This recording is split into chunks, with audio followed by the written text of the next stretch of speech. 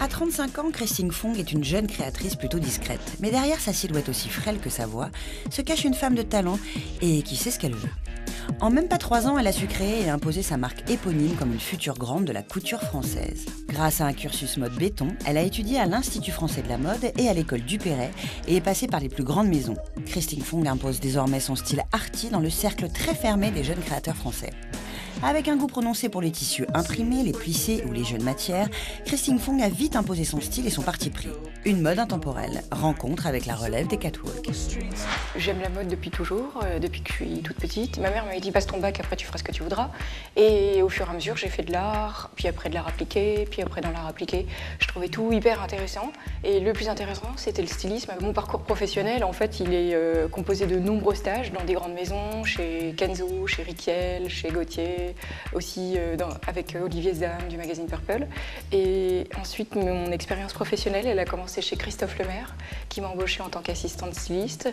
Et puis ensuite, je suis passée chez Chloé, chez Vanessa Bruno, chez Dior, chez Lacoste, etc.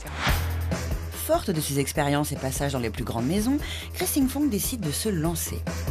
Au fur et à mesure des expériences, je me suis rendu compte que j'avais envie de dire des choses et que je l'aurais peut-être dit autrement. Et puis au fur et à mesure, j'ai mis un peu d'argent de côté. Et puis je me suis fait mon réseau. Et puis au bout de 8 ans, j'avais 32 ans, là je me suis dit c'est le bon moment.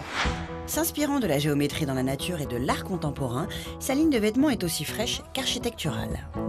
C'est un travail sur la matière, la couleur, avec beaucoup de patchwork de tissus, des mélanges, des mix de matières. Il y a aussi beaucoup de références à la coupe asiatique, mais revisitées de manière moderne. Je travaille beaucoup les imprimés, les plissés. Donc toutes les techniques traditionnelles mais revisitées. Il y a un rapport à l'art avec les motifs, le dessin. Immédiatement, ses créations remportent un succès unanime. Tout va très vite pour Christine Fong qui remporte en 2011 le Grand Prix de la création de la ville de Paris. Catégorie mode confirmée, puis cette année celui de l'Andam, l'équivalent des Césars pour la mode. Grâce à l'Andam et à ses partenaires, j'ai pu avoir une petite bourse qui m'a aidée à financer mon premier défilé. Donc ça c'était très important parce qu'il faut savoir qu'un défilé ça coûte très cher. Grâce à la reconnaissance du métier et de ses pairs, Christine Fong a aujourd'hui les moyens de montrer son travail et mieux, de mettre en scène ses collections. Pour la première fois, elle va défiler lors de la sacro-sainte semaine de la mode parisienne. Un enjeu de taille et à J-1 du défilé, tout le monde s'affaire au QG de la marque. Là, en fait, je fais le dernier fitting, les derniers essayages. En bas, vous avez pu voir, il y a des mannequins qui attendent de passer pour qu'on règle les vêtements parfaitement sur elles. Et là, à l'atelier, on fait aussi les dernières finitions, les dernières retouches.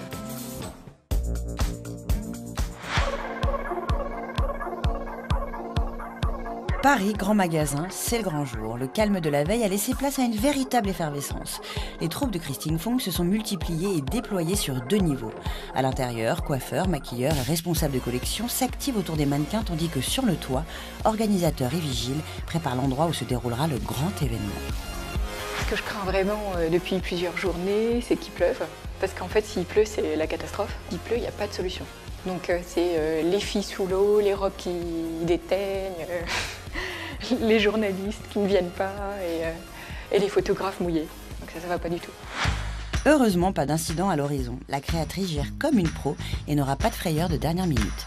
En fait, on les lance toutes en même temps la première journée et dès qu'elles sont toutes en haut, on monte. Parce que pour la deuxième journée, on va partir dans le... Donc peut-être tu restes avec nous et quand on monte, tu vas avec nous et après tu arrives dans le public à ce moment-là. J'aimerais bien voir si elle marche bien. Après quelques vérifications et une photo souvenir, le défilé peut enfin commencer.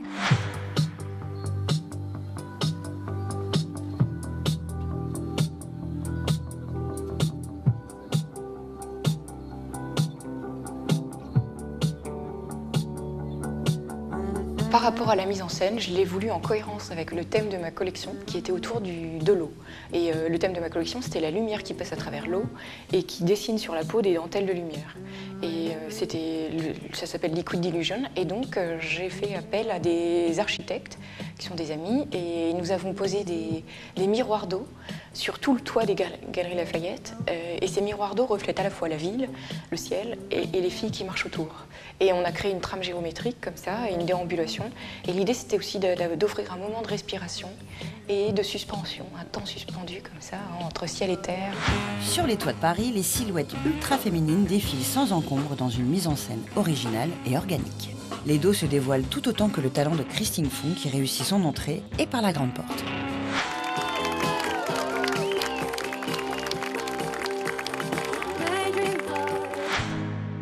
Un succès n'arrive jamais seul et jamais par hasard. C'est au ministère de la Culture et en présence des ministres Arnaud Montebourg et Aurélie Filippetti, ainsi que l'iconique Pierre Berger, que Christine va encore une fois s'illustrer. Elle est cette année la gagnante du prix de l'Andam 2013 dans la catégorie Première collection. Je suis heureuse de pouvoir porter cet espoir aussi pour les autres. Merci à tous, aux amis, à l'équipe qui est incroyable, qui me soutient également, et à tout le monde. Merci.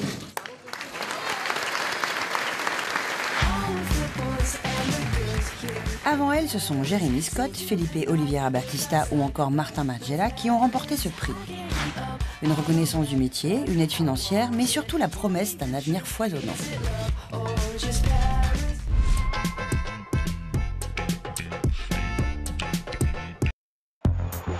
June est disponible sur Canalsat et Numéricable.